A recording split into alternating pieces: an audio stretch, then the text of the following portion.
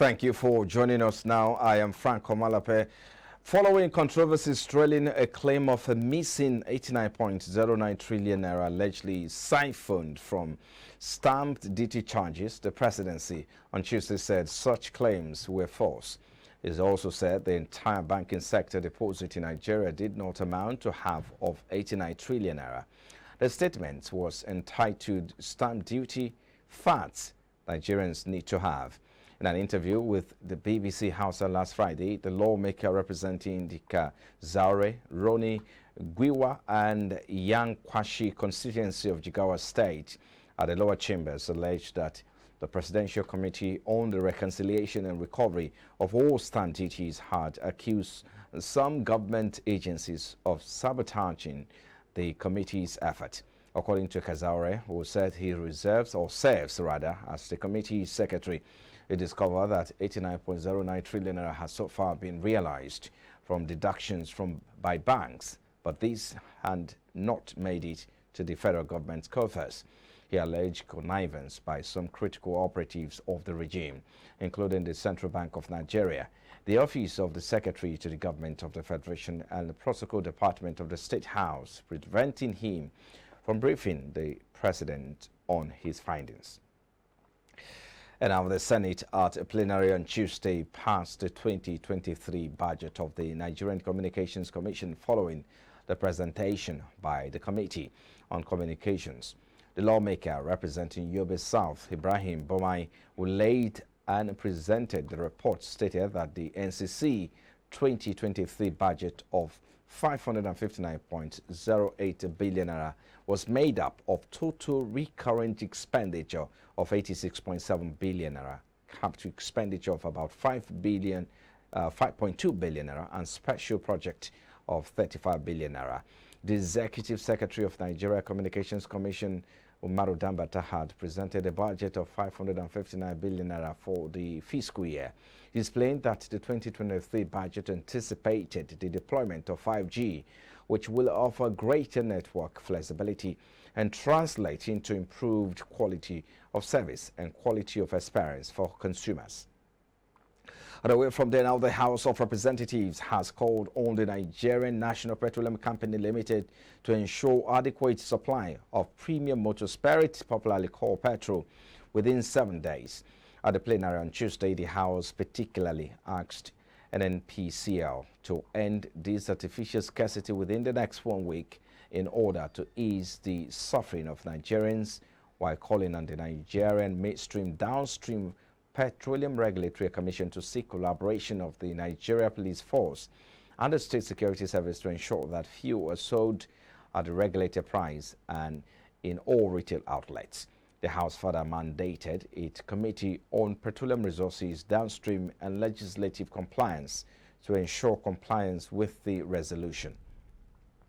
And now the Organization of Petroleum Exporting Countries, OPEC, has confirmed that Nigeria produced 771,000 barrels per day in November, still about 700,000 barrels per day less than its quota for the month. Making the disclosure in its monthly oil market report for December, OPEC stated that considering direct oil production report from the country, Nigeria's output increased by about 171,000 barrels per day last month to hit 1.186 million barrels per day. OPEC report indicated were far less than what they were in 2020, regarded as the COVID-19 year, when Nigeria produced 1.49 million barrels per day, and in 2021 when it averaged 1.32 million barrels per day. Nigeria's OPEC quota has averaged 1.8 million barrels per day in the last couple of months. However, the production began to slump markedly in the first quarter of 2022, the report stated, while Nigeria drilled about 1.3 million barrels per day on the average, further reducing to 1.13 million barrels per day in the second quarter and falling substantially to 999,000 barrels per day in the quarter 3 months of this year. And now the National Pension Commission has approved 34 mortgage banks for the implementation of acquisition of residential mortgages by retirement savings account (RSA) holders.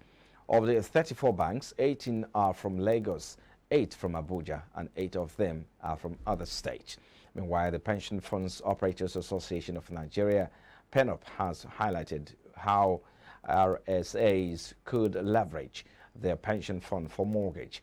The head of the Investment Department, Pencom Ibrahim Kangiwa, spoke at the seminar themed Pension, an opportunity to own your own home and estuary of the new RSA plan on home ownership, organized by the Pension Operators Association of Nigeria for reporters in Lagos.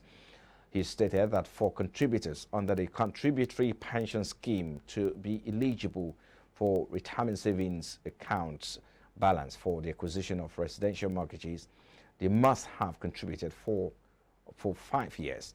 He said the same thing applies to contributors under the micro pension plan, adding that married couples who met the eligibility criteria were also eligible.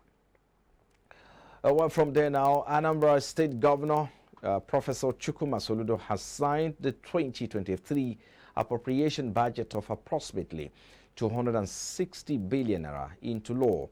The brief signing ceremony was performed at the Governor's Lodge, Oka South local government area of the state. Speaking with journalists after signing the bill into law, the governor appreciated the State House of Assembly for what he described as the expeditious passage of the budget. He said the more fundamental job has been done by the State House of Assembly, and I want to thank the Parliament particularly for this productive partnership. We're partners in this transformation agenda for Anambra State. End of quote. Speaking further, Soludo said he will get all the pillars of the budget simultaneously done, saying we are leaving no one behind. And now the World Bank Group has approved a total of $18 million in 2 additional financing from the International Development Association, IDA, to support effective disease surveillance in West Africa. The body said these financings will support the implementation of the ongoing regional disease surveillance systems and enhancement program, respectively, in Benin.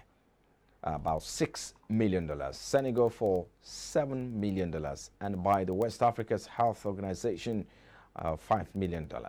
It stated that its aim was to strengthen national and regional capacities to address disease threats at the human, animal, and environmental interface, which is the source of most known epidemic-prone and novel pathogens. You've been watching Business Now, coming to you live from our studios here in Lagos.